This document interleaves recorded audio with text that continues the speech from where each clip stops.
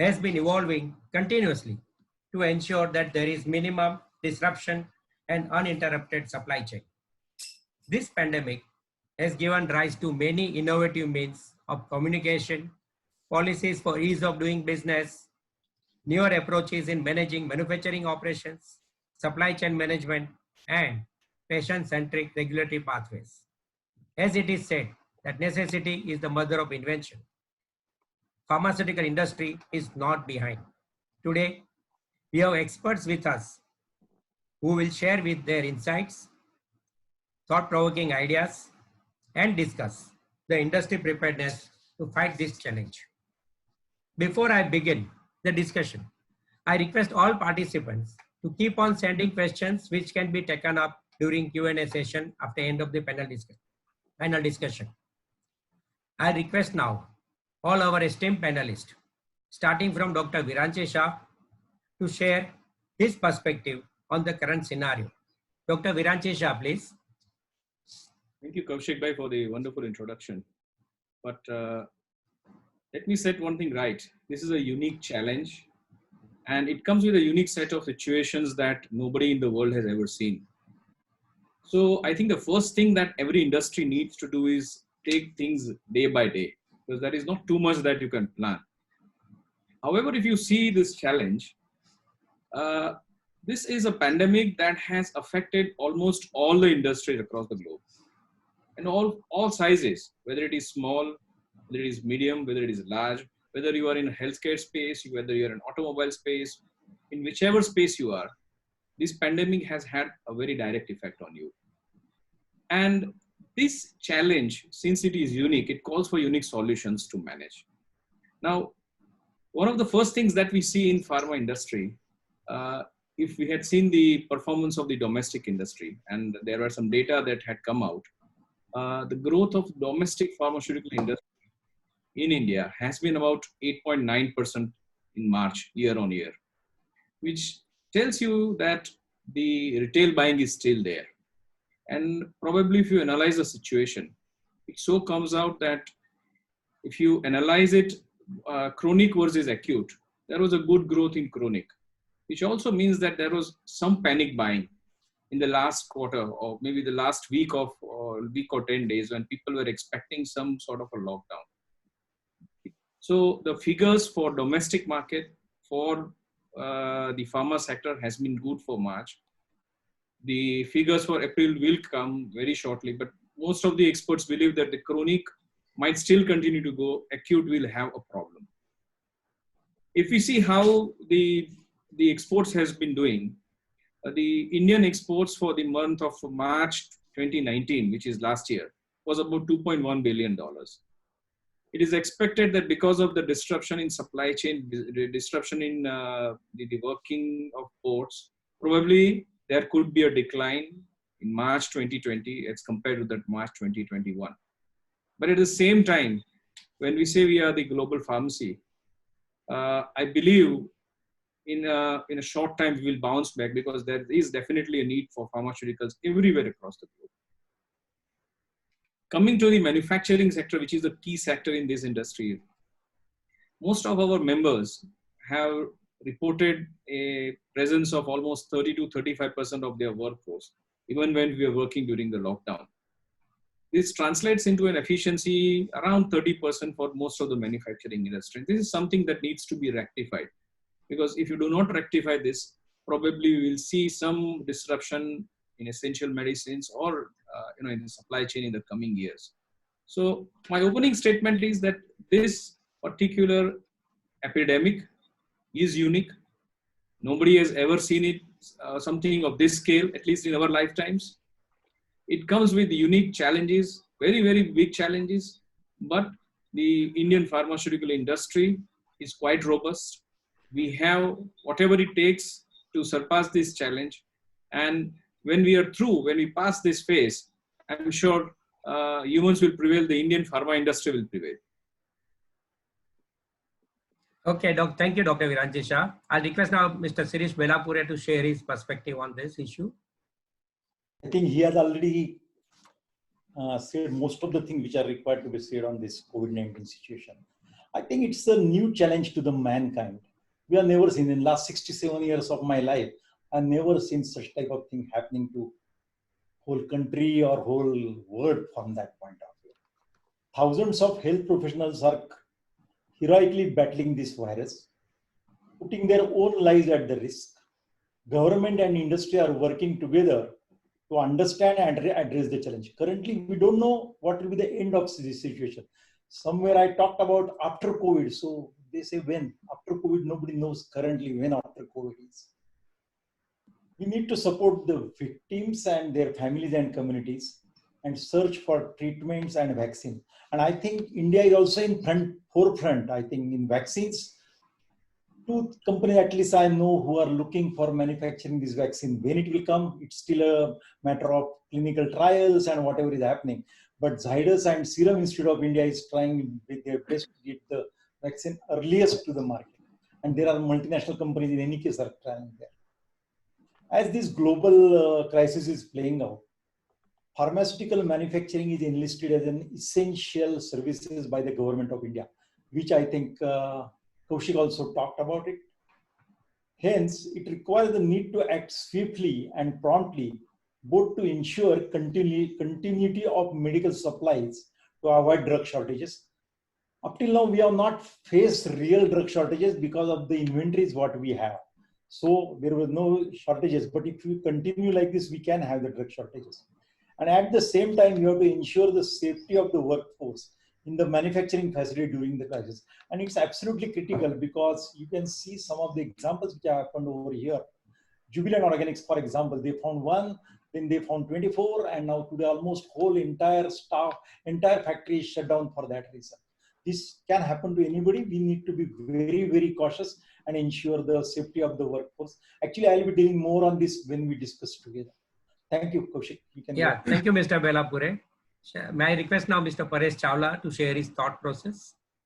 Yeah, very good evening to all of you. And first of all, thank you so much to the organizers for giving all of us an opportunity to connect on this platform and interact with our colleagues.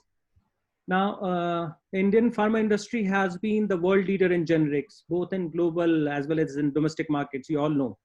And our industry is significantly contributing to the global demand for generics. Now, this pandemic has clearly shown as to how the entire world is dependent on India and why we are called pharmacy of the world. Even the president of the US, the most powerful nation of the world, he had to request India should lift the ban on hydroxychloroquine. So I feel this is a very big feather in our cap that world has started looking towards India with a lot of expectations, very big expectations. Not just that, our arch enemy Pakistan, the Prime Minister of Pakistan, Imran Khan, yesterday I saw in the news, he was requesting India to please release some hydroxychloroquine to them. So definitely now India has become a focus country when it comes to the new development or the supply of existing drugs. Between all this, definitely you must have gone through that good news which US FDA just came up with, that it has cleared 4 companies, including Lupin and Dr. Reddy's. The import alerts have been cleared and they are now allowed to export to the US. So I see a very positive side of this pandemic. Everybody has own set of problems in our industry. Like, although the trend is negative, but all these things, they are coming as positive signs to the industry. As Dr. Viranjisha just told that our industry registered a growth of 8.9% in the month of March. But it was not a uniform across all the sectors, like cardiac and essential medicines, they outperformed. They had a good growth, but sectors like derma and all underperformed. But I feel that this is mostly because the consumers are doing a panic buying. That's why the cardiac and all these medicines were piled up by the customers. But I see that primary sales for the April and May, because the lockdown is going on, it might go down. But nothing to worry. We are all geared up to cope up this difference in times to come. While this pharmaceutical manufacturing is exempted from the lockdown, the supply chain disruptions are becoming evident over the last 2 weeks. the non-availability of labor, the lack of clarity over transportation of ingredients like packing material, physical distancing. This all has bottlenecked our production volumes. Also, there is a production slowdown due to raw material and ancillaries not reaching the factories. The essential medicines, we talk of sanitizers, surgical masks, ventilators, these are heavily impacted and these are most required in these times. Although the agencies, the government agencies are working towards it, I would like to express my gratitude to all the doctors, these agencies, and even the entrepreneurs of pharma companies who are operating their companies amidst all this, and they're taking a big risk. Nobody at this time would like to go to the company and would like to work. So, but in my opening remark, this will be definitely gratitude to all my fellow members, my staff, the industry staff, everybody. Now, another biggest challenge in front of industry is how to manage the supply chain and how to keep the staff motivated. As Dr. Belapur has said that he'll be briefing about how this risk can be mitigated, how you can keep your labor safe. This will be a very, very big thing in times to come, because I don't see this pandemic to end very soon. It will take a lot of time. So it's very important that we keep our staff and people working in the industry, we keep them safe. Another thing which is coming up during this pandemic is that we need to finish our dependency for raw material imports on China. We need to come up. We need to have our own pharmaceutical API industry so that we are self-dependent. We have, but we need to increase the scale. Although the government has announced some packages and all, and it is definitely going to help. So, just one more thing which I want to say in my opening remark is on the innovation and collaboration, which is the topic of this discussion, that now we need to innovate, we need to collaborate for times to come, because this pandemic is going to change everything, the way we look upon the things, the marketing, the manufacturing, the handling of materials, staff, everything.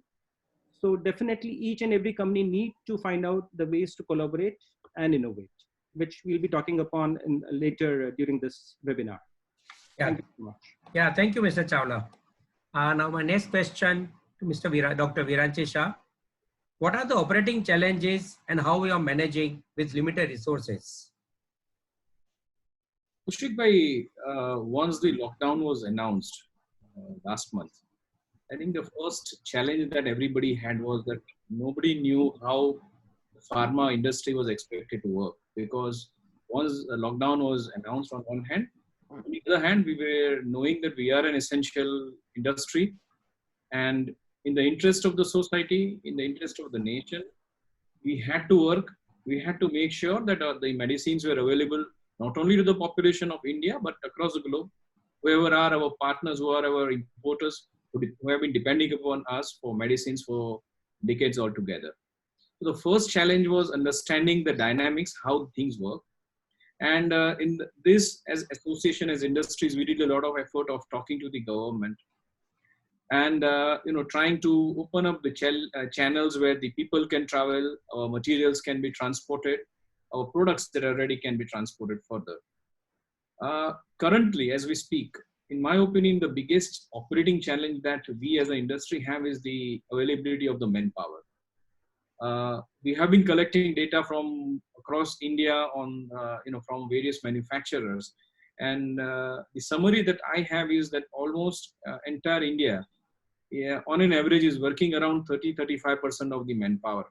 Most of the industries, well, there could be exclusions, but this is the the major figure that I have. And when you are working with limited manpower, obviously there are limited number of activities that you can do. And prioritizing your activities in such a way that you continue to manufacture at least the essential portion of your drugs. And on the other hand, because you are a part of GMP, there are certain things you don't want to deviate. So certain basic things have to, for example, your maintenance has to go on, or some of your testing points of your stability you do not want to deviate. So there are certain other activities. So prioritizing these on the manufacturing front is actually a very big challenge. When we started talking to the employees, there were several reasons why employees could not turn up. Like one of the things that came up was that many have traveled back to their hometowns and there was no way they could travel. So there is a challenge bringing them back. And even as we talk today, that challenge still remains unsolved. People who are in the close proximity, many of them have reported to work, and the ones who are not reporting, when you talk to them, you are made to understand that there are either family issues, or in many cases, the community chairmen or secretaries, or they do not want them to go because they are not ready to you to go out every day and come back and probably come back with some infection. So there are these kind of challenges that happen.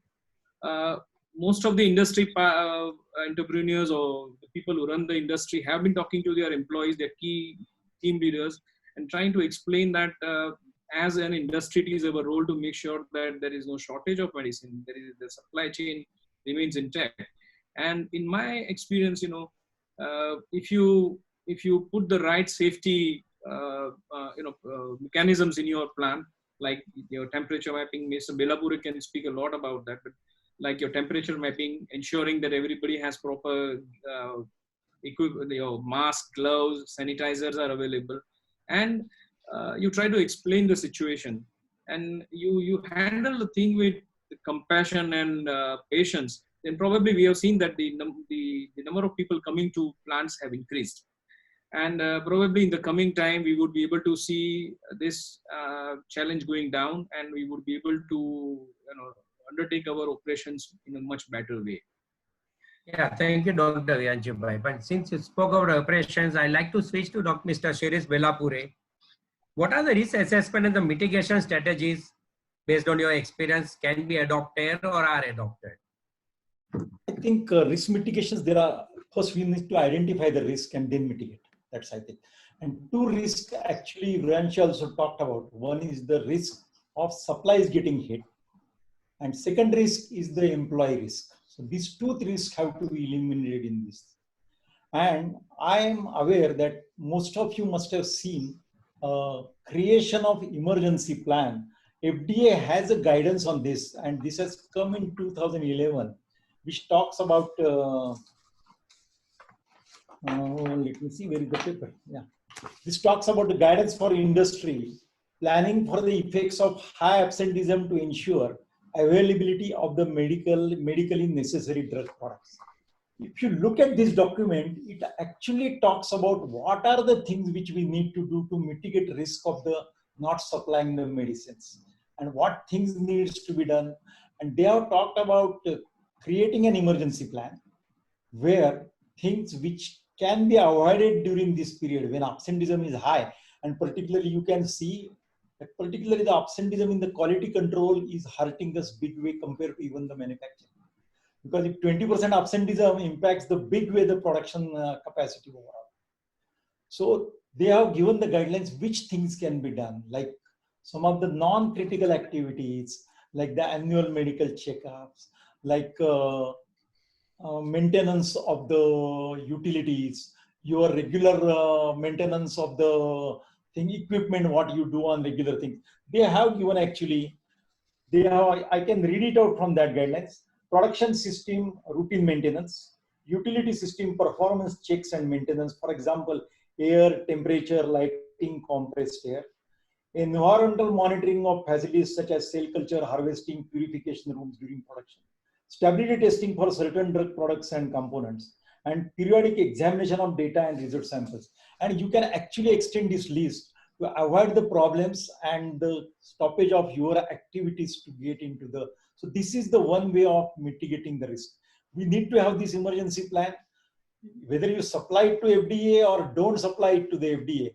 Create an emergency plan, write down the things which are required to be done during this period, and how you are going to handle without impacting the quality of the product. This plan needs to be approved by the quality in any case. It's very critical. Without that, you cannot go ahead. But I think every regulatory authority today, European, American, as well as our own Indian, they understand the current situation and they are ready to help us in this way. Both even European, I was told that double analysis which is happening in certain countries have accepted, I don't want to name them. Some are still discussion is going on. So we can reduce our activities, even the reduced testing of the packaging materials, reduce testing of raw materials based on the COAs and critical tests. You can release the raw materials. For at least for the US market, they are very clear on this, and people have adapted. Even in the European market, it is being done. So this risk can be mitigated this way. Safety risk, I think we'll deal in the next topic when we are discussing over the what safety related things we should do for the people. These are the ways one can mitigate the risk. First, identify the risk and then mitigate the risk by each individually taking every risk into account. Thank you. Yeah, thank you, Mr. Belapure. Now, since we spoke about operating, the supply chain comes hand in hand. I'd like panelists to also share their experience on managing supply chain issues, starting from the receipt of materials till dispatch at the required destination. Dr. Viraj Shah, please. The supply chain of the incoming materials was the first challenge that we faced when we started, when the industry started working. And when the lockdown was announced, I think IDMA was talking to the state and central government almost on day-to-day basis. I'm sure even IPA was a part of that deliberation. FOP was there, Pharmaceuticals was. So all the associations we were collaborating and talking to the government on day-to-day basis. And the first thing that we took was to address the supply chain, because we realized that unless the materials could come in, unless our finished products would go out seamlessly, the entire exercise of keeping your plants open would be futile. Because ultimately, there could still be shortages of medicines in the market. So the first challenge that the first task as associations we all took was talking to the government to make sure that our employees could come, to make sure that the materials could move, the transportations could open up. Especially there were big challenges in interstate transport, because the API industry is concentrated around Hyderabad. The formulation industry is concentrated in Gujarat and in North India. So these were, we had to make sure that the materials would come. And the government was very happy in listening. Was very active in listening to us. They promptly responded, and we made sure that the channels were open. Also, there were issues of opening the ancillary industries like the printing industry, the bottle making industry, the shippers. So many things were needed to, take this forward. And the government, on our request, had immediately reacted and, given the permissions to open up these industries. So as we speak today, most of the ancillary industries are working, the transportation is working, and the industry is working. And this is how we have been able to, make this machinery work. But yet, I still repeat that the major challenge is the people who are not coming, and that's why probably we will not be able to execute it the way we wanted. Okay, thank you, Dr. Viranchi. Any other panelists would like to add anything on this? I think what Viranchi has said, very important point. I think we have worked together. I think all the bodies, IDMA, OPPI, IPA, together with the government to ensure the supply chain are continuous. And that today, what you are seeing the difference in the transportation is because of the consistent efforts from these companies along with the government. Government also realized that unless you remove the constraints of the transport industry, things are not going to work. And that is the result. We have started now getting the materials in the factories now. Yeah, thank you. Mr. Paresh Chawla, you spoke about collaboration and the innovative practices during your opening remarks. Yes. Can you throw a little more light on that, how it can be adopted or expected to be adopted to mitigate the risk and for the smooth running of the operation? Yeah, sure. As I said in my opening remark that now this is the real time to innovate and to collaborate. Now, the biggest thing is it's innovate and collaborate. Word seems to be small, but how to go about it. So my few suggestions in this, first of all, we now need to work upon the user expectations. The user means the consumer.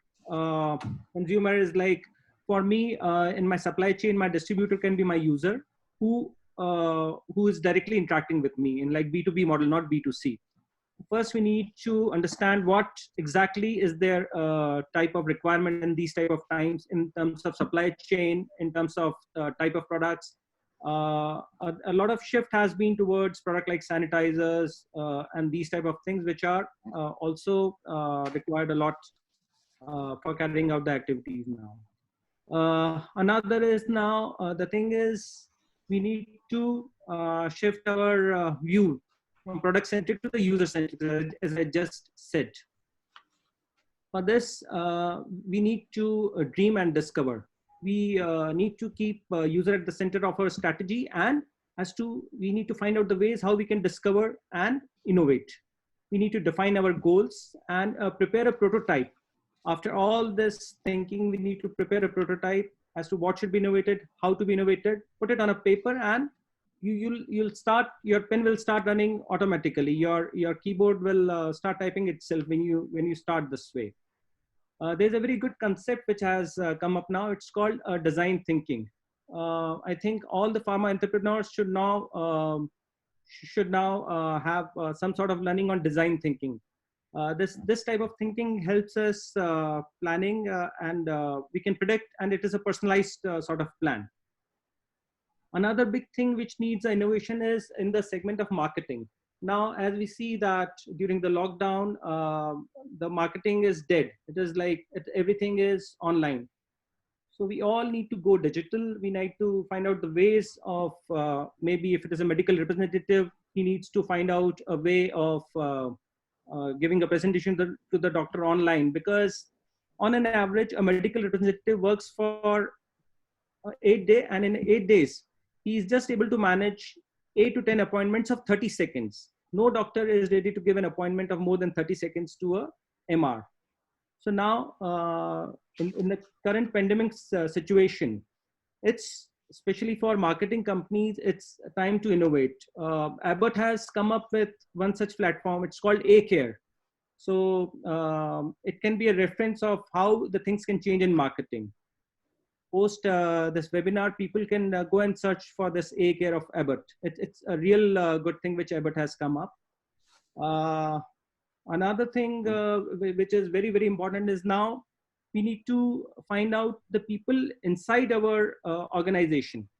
We need to do an internal collaboration. We need to get all the functional heads together, and we need to talk to them. We need to interact and tell them that how this can be innovated. We all need to get them in the boardroom now.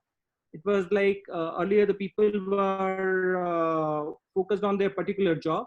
Now, when we do internal cross collaboration, that is going to bring out very good results, I suppose, in a lot of areas, be it manufacturing, be it marketing. So it's not just that innovation has to happen only in field of marketing.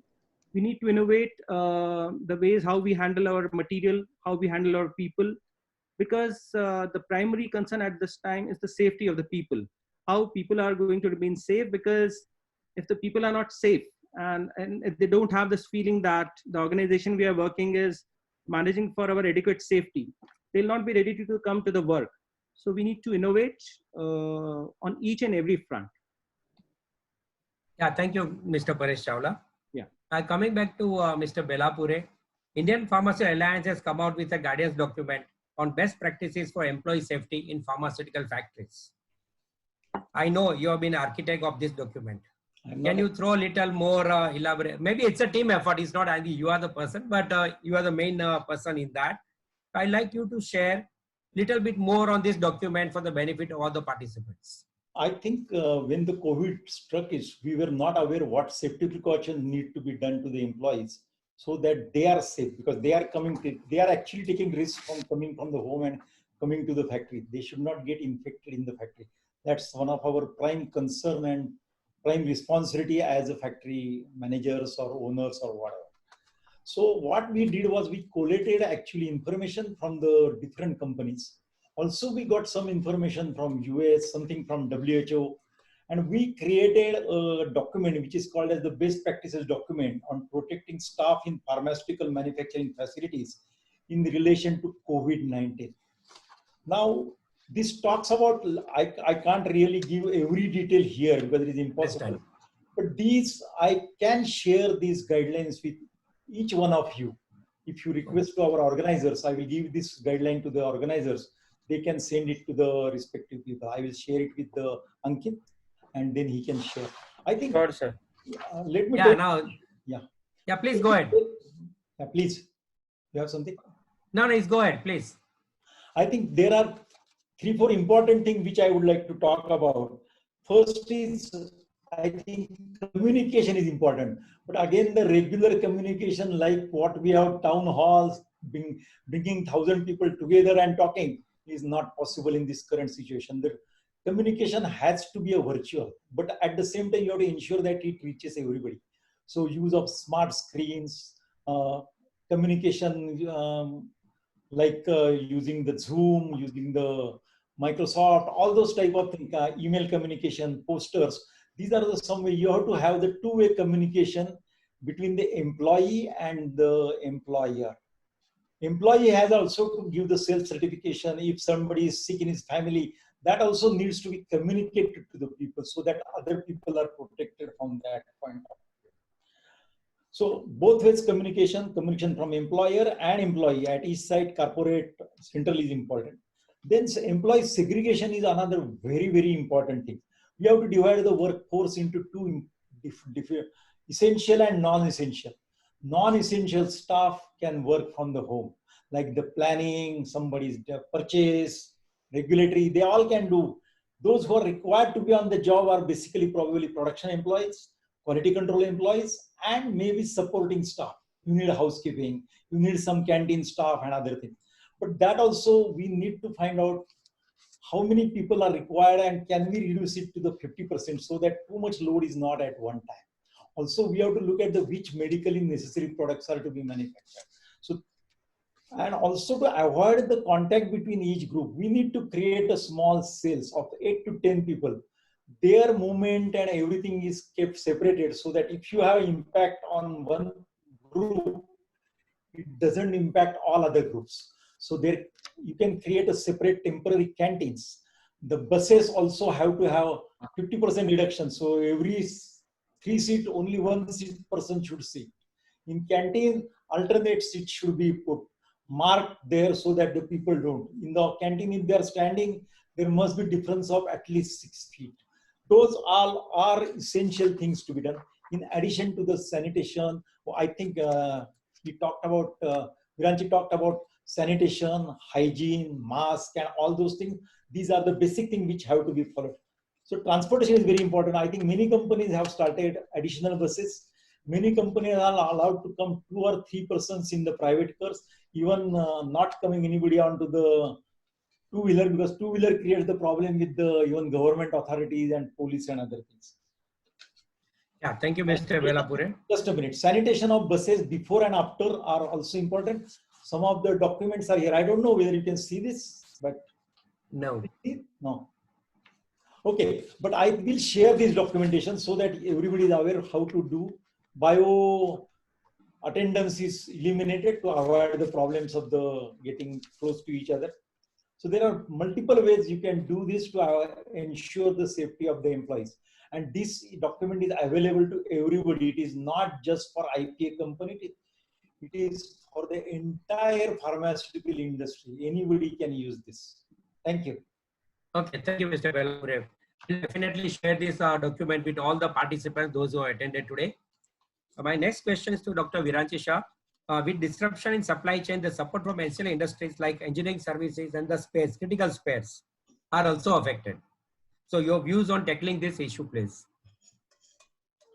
Yeah, I believe that initially this problem was very severe. Like most of the ancillary industries were not working, whether it is packaging materials, whether it is spares, whether even many of the API industries or excipients, they were not working. But gradually, as government has opened up, most of these people have started working. The transportations have started working. So this has slowly eased up. Yet we are far from getting normal, and there's no point in guessing any timeline because we don't know what is going to happen tomorrow. The best advice, as Mr. Velapure said, was that you need to segregate what are your essential activities and what are not essential, or what are the medications you think are really important for you to maintain your supply chain, depending upon your company's position, your products that you handle. And anyways, you do not have a full-fledged staff, or you are not working on full-fledged. So conserve your resources, conserve whatever you have, and make sure that whatever you do is done on the full fledged. And I think that is the only solution that we can have as of now. Correct. Yeah, thank you, Dr. Viranjisha. Another important question which comes up, particularly for MSME, the management of cash flow, because you have to pay salaries, whether people are there or not there. You have to manage overheads, whether you run the plant or don't run the plant. So what are your expectations from the bank or a government or any other thoughts on this process? See, I think the cash management is one of the most critical areas where especially the MSME industry was hurt or is in trouble. We have had a good interaction with the government, and a lot of steps have already been taken by the government. Like, many of the EMIs have been waived. There is a waiver of interest. The definition of NPAs has been, it has been changed so that, people do not fall into NPA accounts and all. But having said that, there is yet a lot to be done. Simply because the goods were not moving for some time. Most of the companies, what they have done is that with the marketing staff they had, and since they were working from home, especially the domestic market, they made sure that the focus of the marketing staff was on the secondary sales, so that the goods that moved from the factory to the distributor were actually moving from the distributor to the retailer, so that they started counting on the days when they are going to get the money back out of this. Yes. And also that the medicines were available. And this was one of the things many companies have done to ensure that the goods actually move from their wholesales to the retails, and that they are available, and the cash cycle starts working backwards. That was one of the things many people have done. People who are into exports, they have started moving the containers now. Most of the ports have started working, although not in full capacity, but at least the pharmaceuticals and agro products and all the essential commodities are being handled.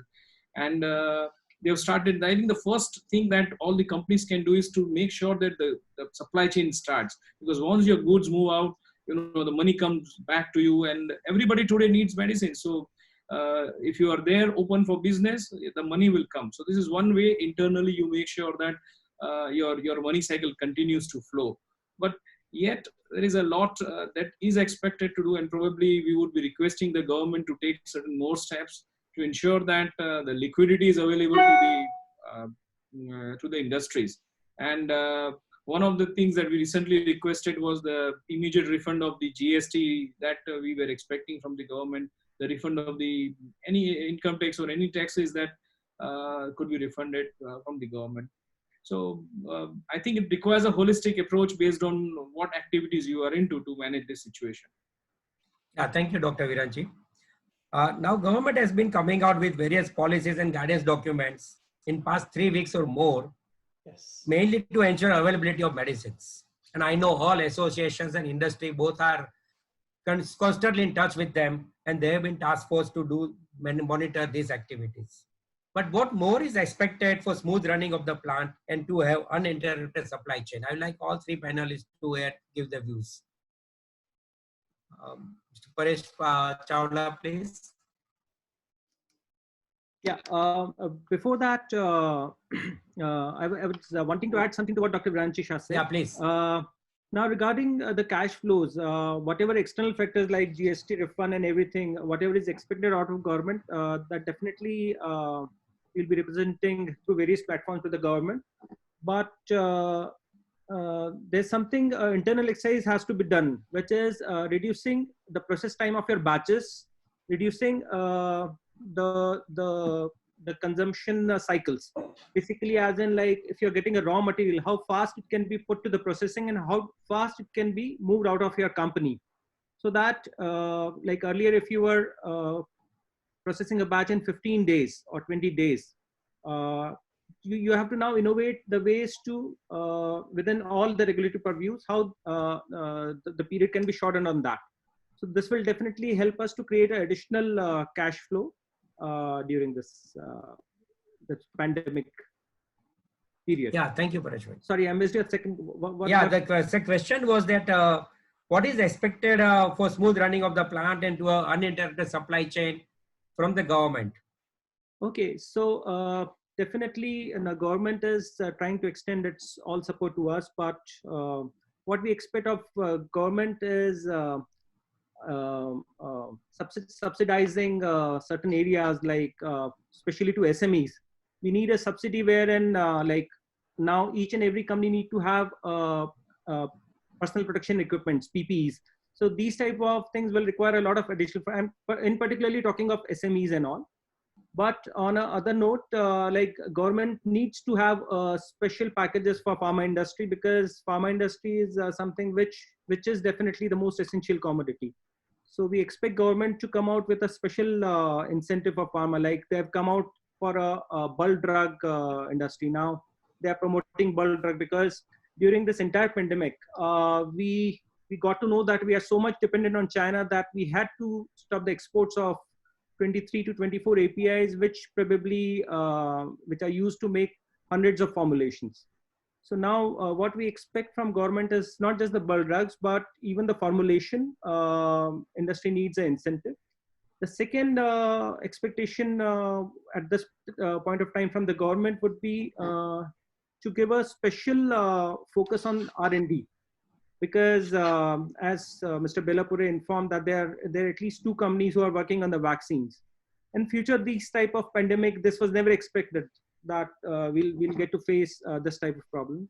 So if we have a very strong base of R&D, we will be able to innovate more product. And clearly, like right now, we are only number 1 in terms of volume across the world. After this, if we have a good R&D, good pipeline, we'll be number 1 in value as well.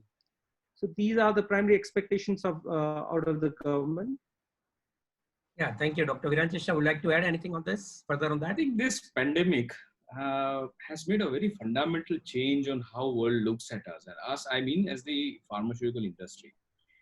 If you go some years back, or maybe a few months back, governments across the globe, I'm sorry to say, but we are not on the primary list of industries that were on the side of saving lives. And suddenly, this pandemic has changed the whole perspective.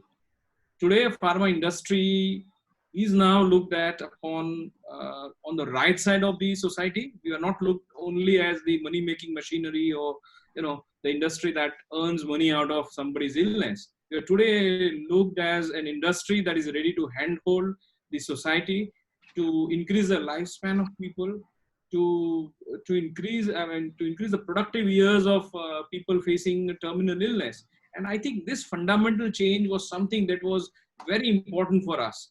The industry has been working for several decades to make sure that we do the good that we are doing. Of course, it can be debated. There are industries have all sorts of elements also. I don't deny that. But as an industry, we do add a lot of positivity to the society. And this particular change, not only for the Indian government, for all the governments across the globe, was a very important development that has come out, actually, unfortunately, from a very bad epidemic that we are facing. When we talk of the government, I had a very good experience with the government. I must say, whatever interactions the associations have had with the government, either it is central or it is state or it is a local government, the government has been earful of whatever we say. They have supported us in whatever request we have come out with. But there are certain basic fundamental things that need to be done as a nation.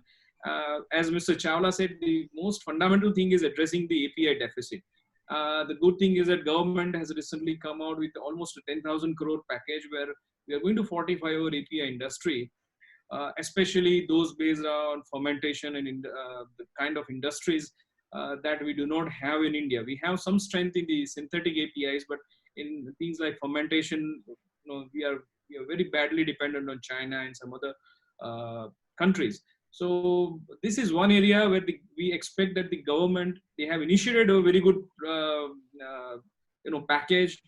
The industry and government will continue to work forward and make sure that our dependence on other nations, especially China, could be reduced so that this industry becomes self-sufficient and we are in a better way position to serve the world. I think this is one of the most important messages that have come out of this pandemic.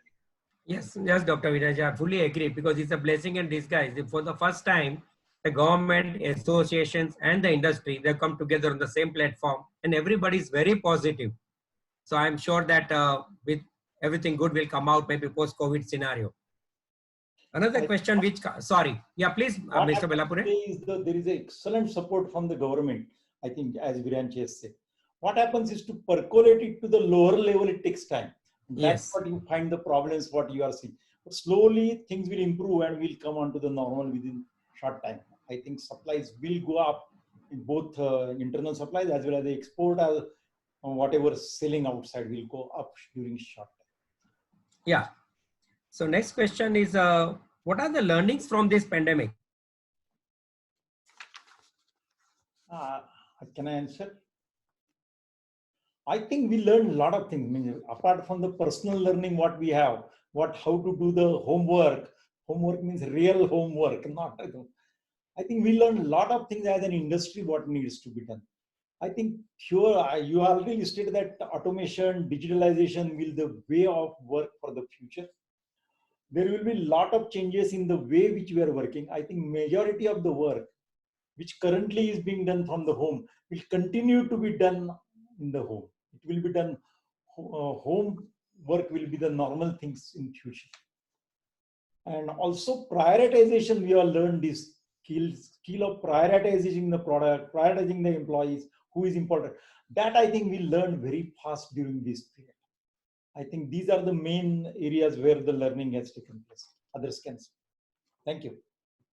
I think one of the important learnings that we have is that every industry has to have a very robust business continuity plan. Yes. Because if you don't have a very robust business continuity, you have this pandemic, tomorrow you may have something else. And suddenly the whole axis on which you have been working for several years or decades suddenly changes. And it's very difficult to comprehend the path forward. So having a very robust, a very strong business continuity plan is something that everybody has done. People had business continuity plan, but I don't think, very rarely there could be a company who has been able to continue the work based on the plan they already had, because this is something which has a massive scale. And therefore it is important that we learn that in order to continue our businesses in such emergencies, we need to have a very stringent, a very, very elaborate and a very robust business continuity plan, where we could include obviously automation, we could include digitalization, we could include prioritization. We can import the use of your resources. How can you work in limited resources? Just like suddenly you find yourself in a while you are left alone in a jungle. How do you survive? So something like that we all need to develop. Another two important learnings, if I can share, is that till now we used to understand that the global research was mostly focused on the chronic segment, especially diabetes and cancer and cardiovascular, because the nations who invested in research, they never felt the need to invest into infections and infectious diseases, malaria, or bacterial infections or viral. Suddenly this perspective has changed. So I believe one of the lessons that the world has to learn is that we also need to invest in acute diseases and how to manage them, because this kind of problem I don't see going so easily. There could be recurrence. There are chances of recurrence, or it may come out next year in a new form, and we don't know how it is going to play out. So probably we need to, as a globe, as world, we need to invest in this. And the last thing that I feel is that this particular pandemic will bring a lot of strengthening of healthcare systems across the world. So all the countries will have to heavily invest in their healthcare spending, in developing the infrastructure, in maintaining a large pool of medications, essential medicines with them, so that God forbid something happens in future, they have some medicines to survive for some time. Not only medicines, other essentials that the experts can come out with. So this will actually result into a lot of investment and a lot of focus on the pharma industry as well.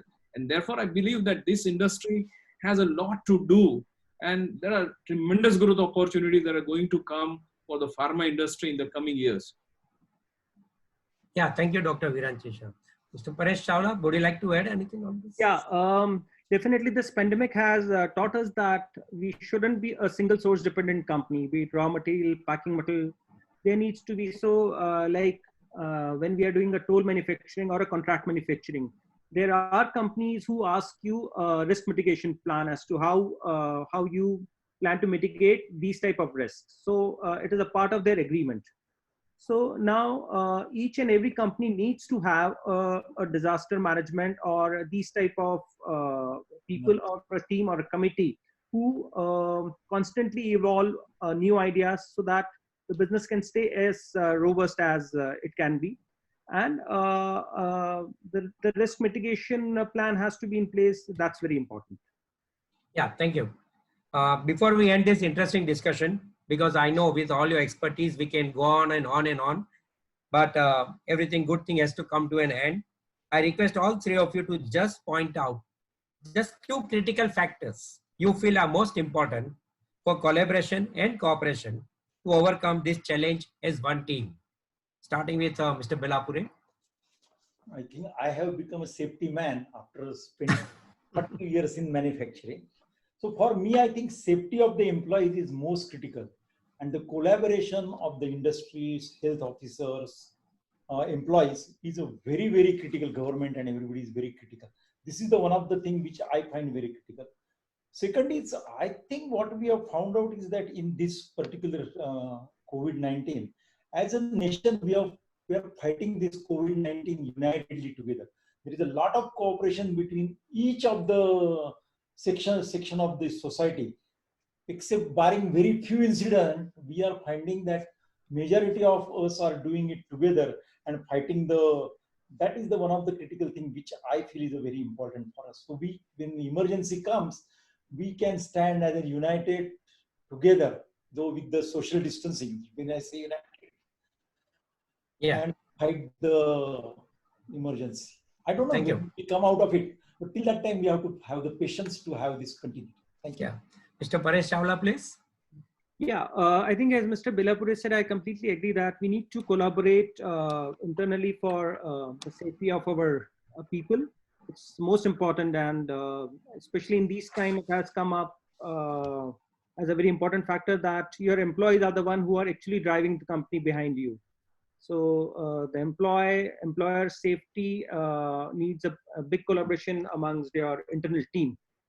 And definitely collaboration is required towards the marketing side as to how to go digital. So you need to have a partners with whom you can collaborate and put your products across in the market using the digital tools.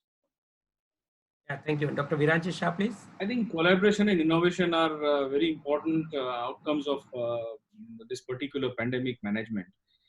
We have seen car companies making ventilators. We have seen sugar companies making hand sanitizers. So collaboration has come from between industries. We have the state government, the central government, the industry associations, the NGOs, the police, everybody collaborating to deliver the good to the people. In our own organization, I have seen people from different departments, like a QC guy doing some activity for a QA, or vice versa, or somebody doing for the production where he's not a part of that team. So I have seen collaboration between the teams, within the organization, between organizations, between nations, between industries, and I think an innovative way of collaboration is going to take us forward. Thank you. I thank all three our esteemed panelists for giving their insights. Now we'll have an open question answer session. We already received plenty of questions. We'll try to answer as many as possible. And let's be specific and to the point. First question is to Mr. Belapure. With 30% manufacturing working and with the channel inventory being around 30 days, how can we take care of domestic shortages, if any, in the month of May? It's open to rest of the people too.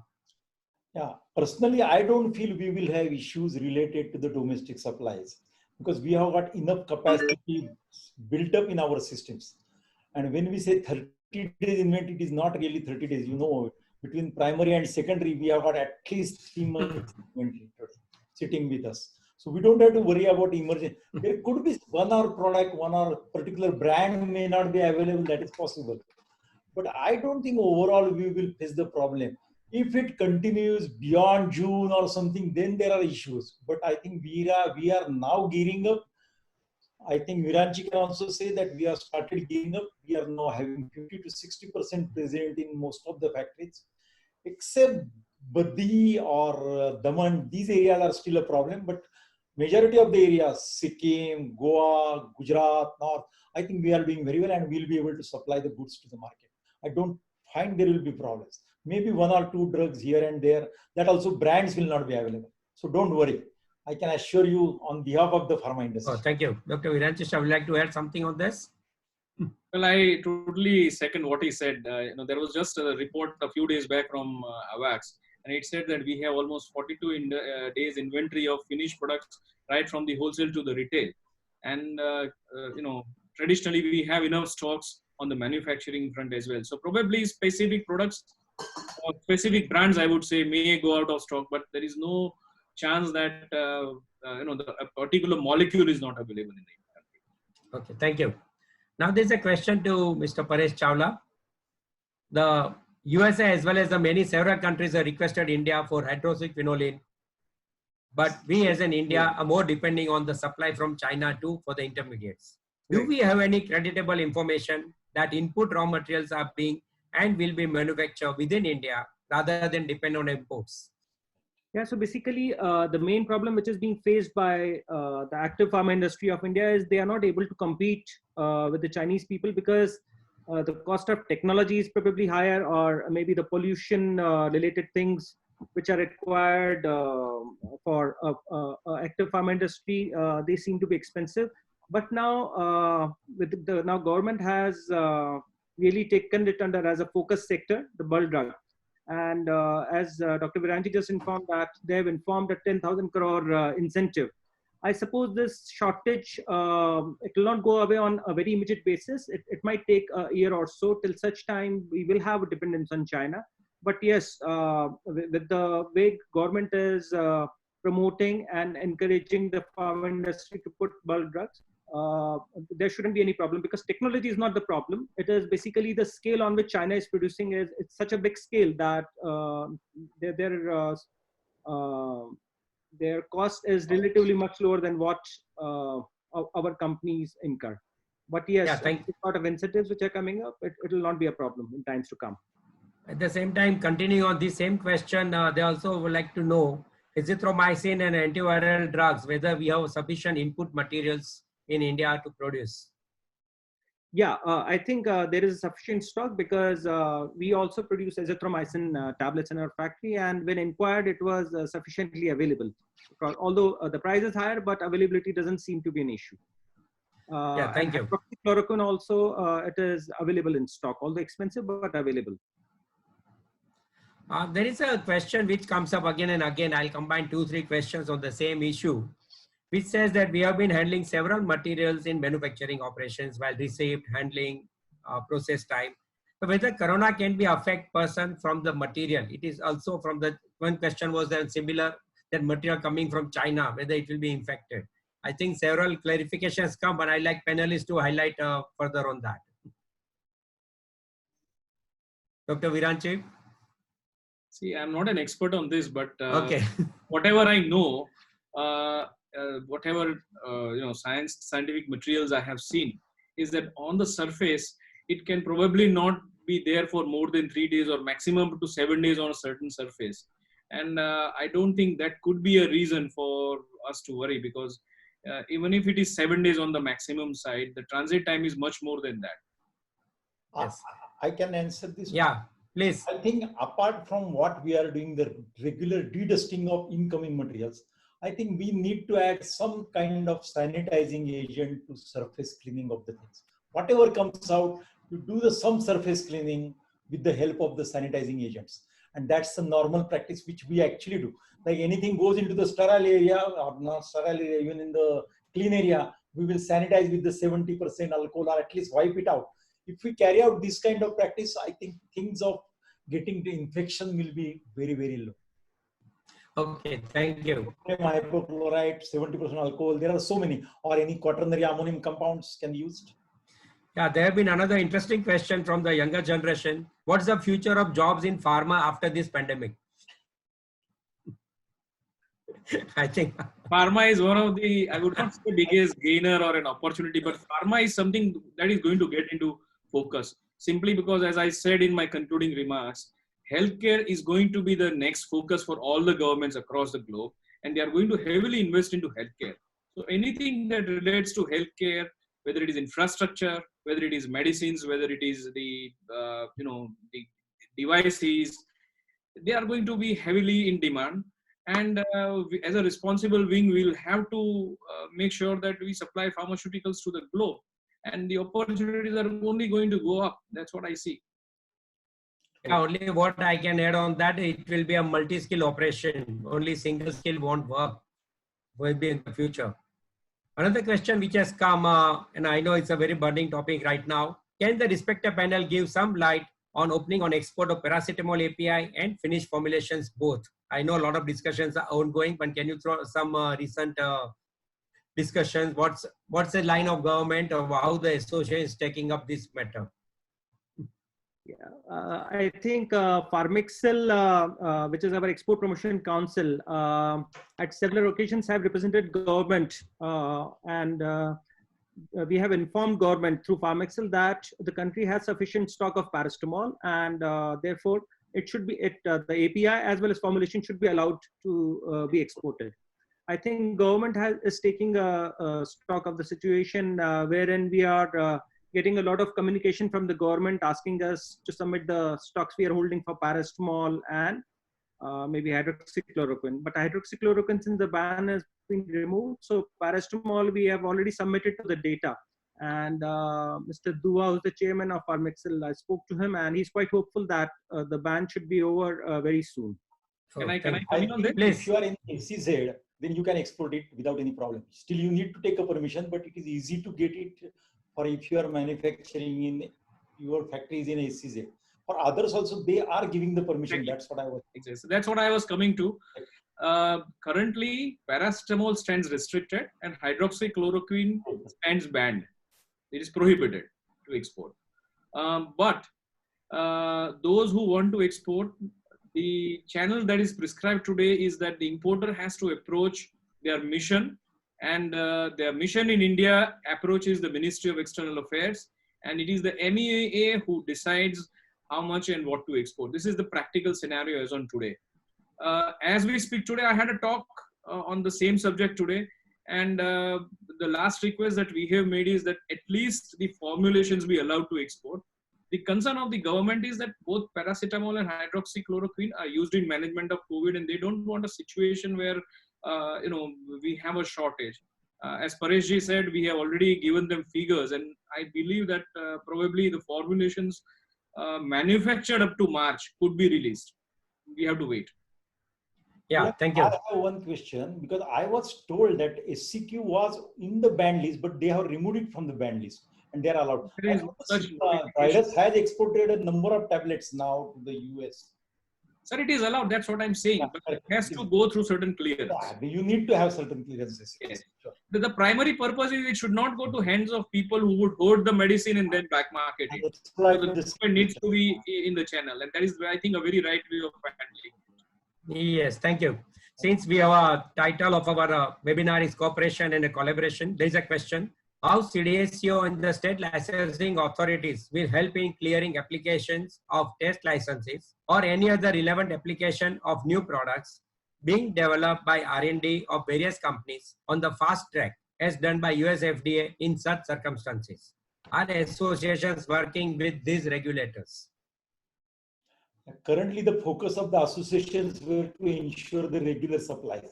I think R&D will come the next. I think we will work on this. But up till now, the whole focus was to ensure how the manufacturing can continue, how medical necessity products are available.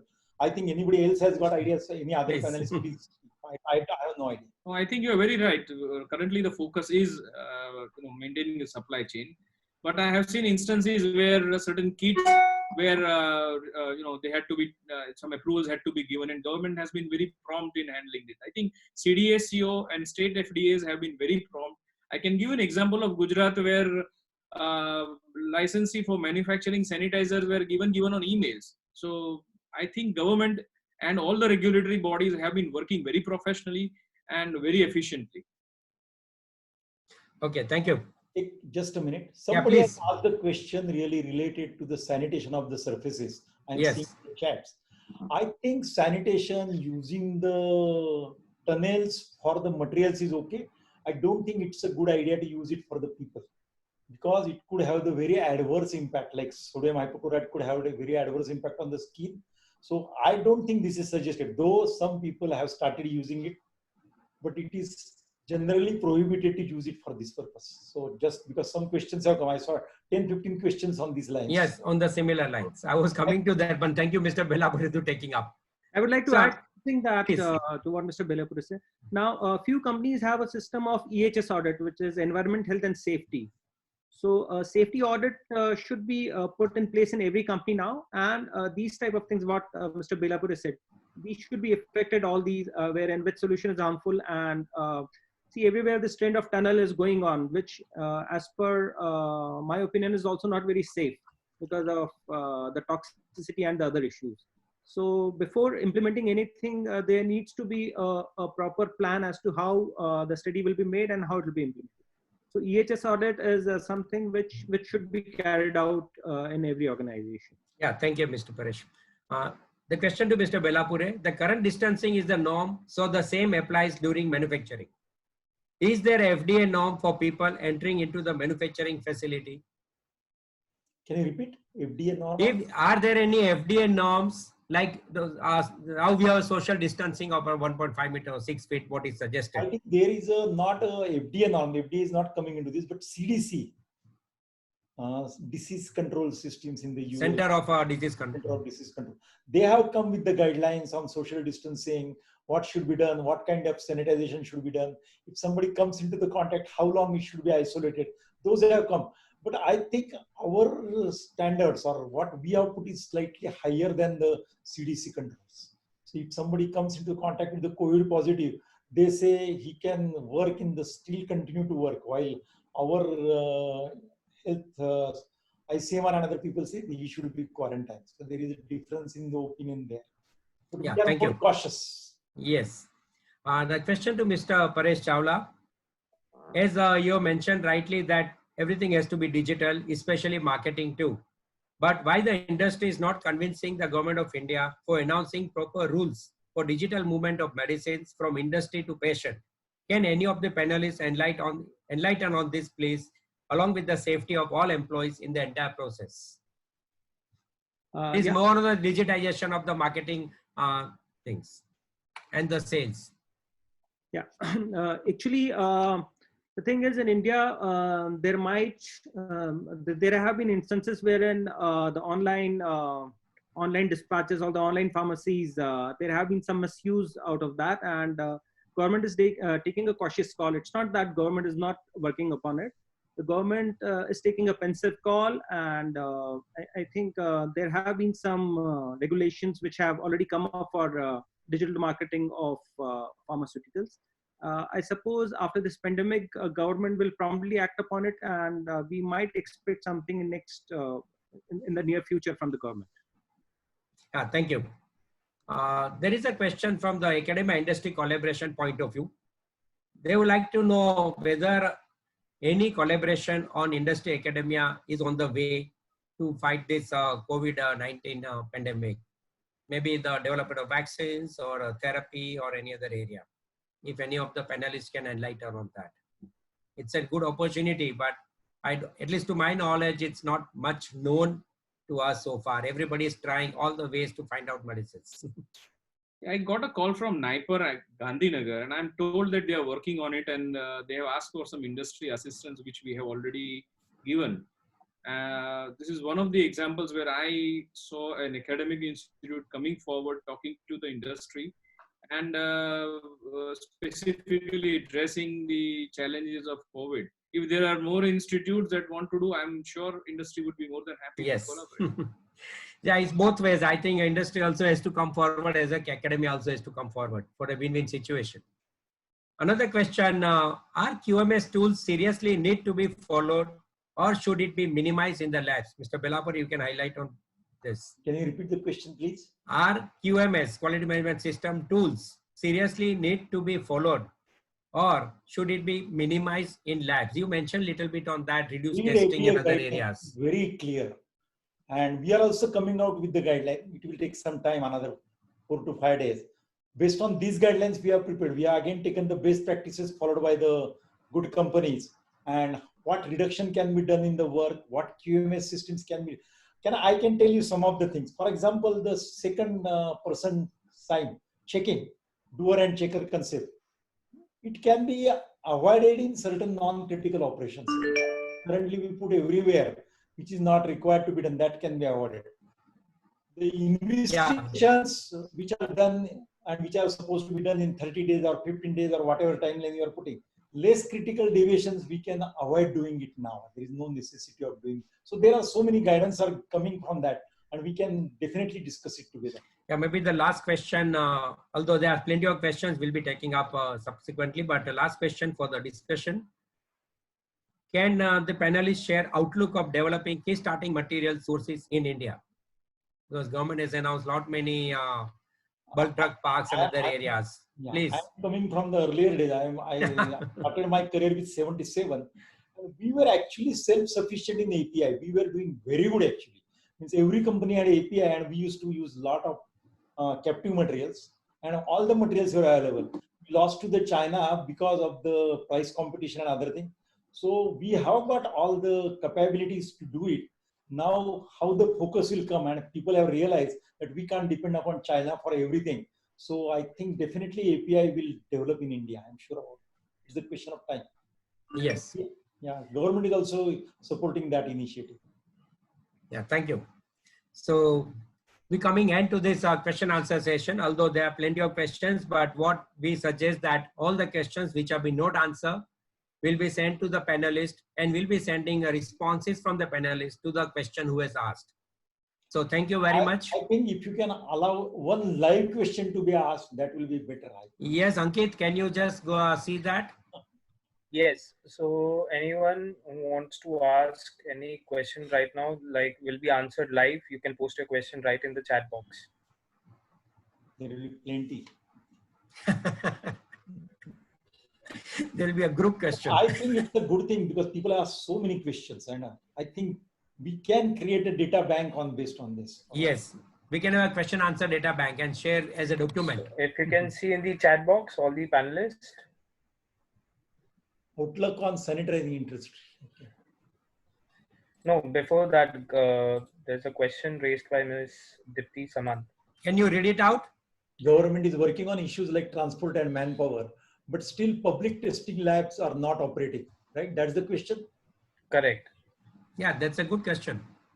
Can any panelist suggest what can a manufacturer do who is dependent upon these public labs for any raw material release? The best of my experience, many public labs are working already. And only challenge is how to make sure that the sample reaches there. If you can arrange this, I think many of the public labs are already working.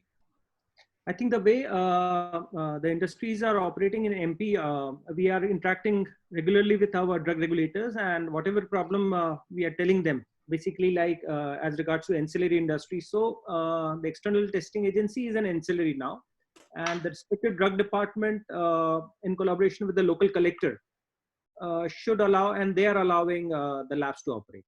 So I think it is more on individual state to state level. In MP, it will happen soon, because few people have represented it and it has been approved to my knowledge. Okay.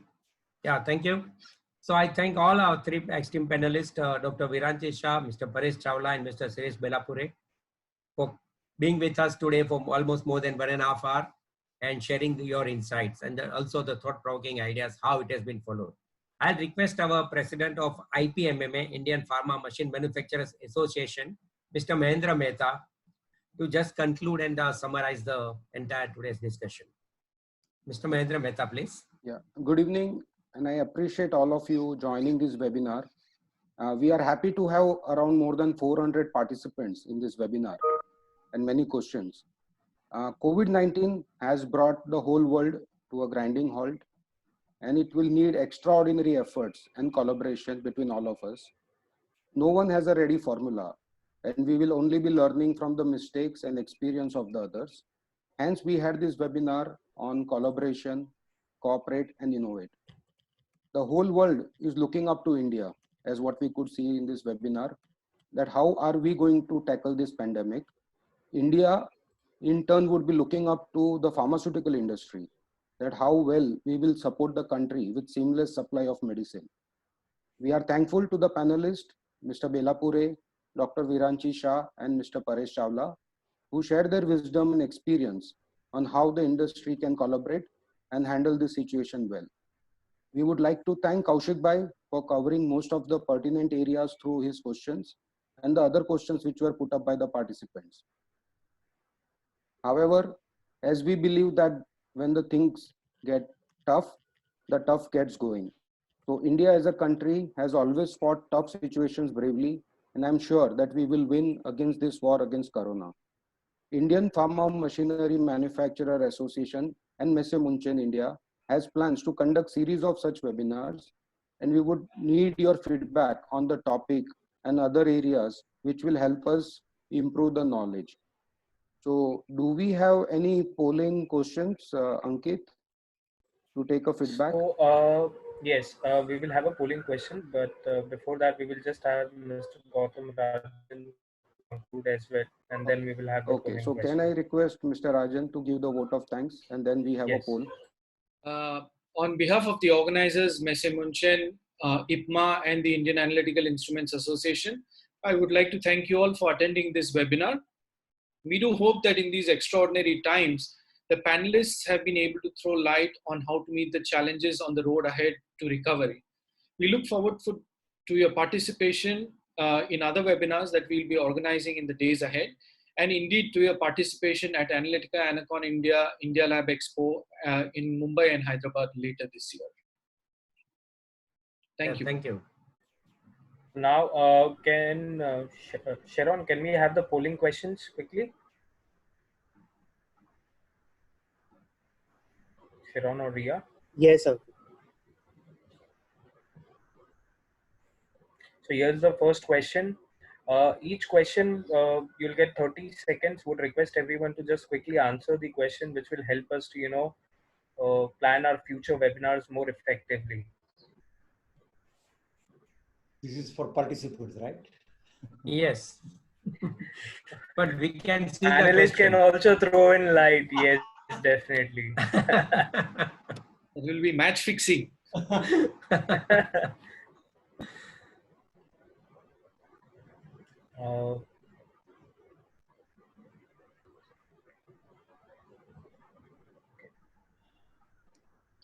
Sharon, can we have the second question, please?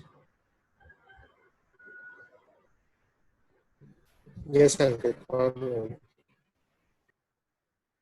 Dear participants, there are not many questions, so just keep patience.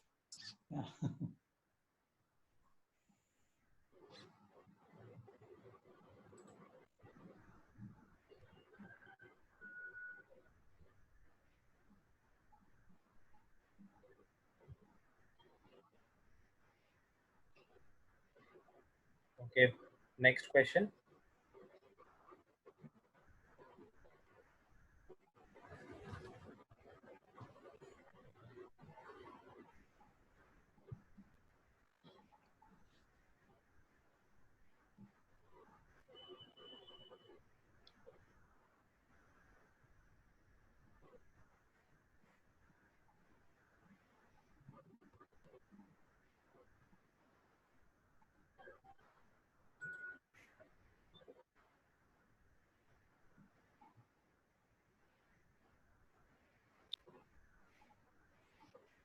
And finally, the last question.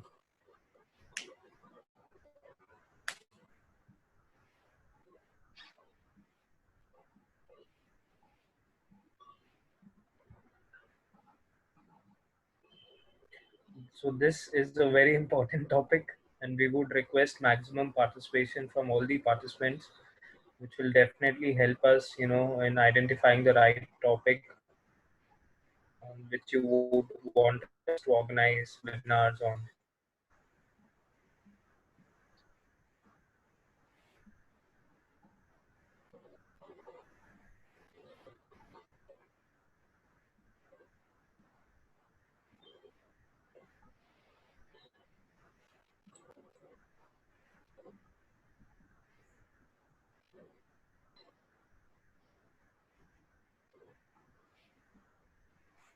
So I guess, Sharon, we are done with all the questions. Yes, Ankit. Yes. So now, once again, I would like to thank all the panelists, the moderator, and on behalf of Messi Munchin, IPMMA, and IAIA, I would also like to thank all the participants for participating in such large number. So this definitely, helps us to understand that the current time that we are going through is really challenging. And yes, with the large number of participation, we can also assume that we all would want to work together, collaborate on different lines, different subjects. So thank you once again for joining in. We look forward to have you in our future webinar. Thank you again to all the panelists for sharing such insightful ideas, suggestion, discussion. Thank you all. Thank you very much. Thank you. Thank you. Thank you.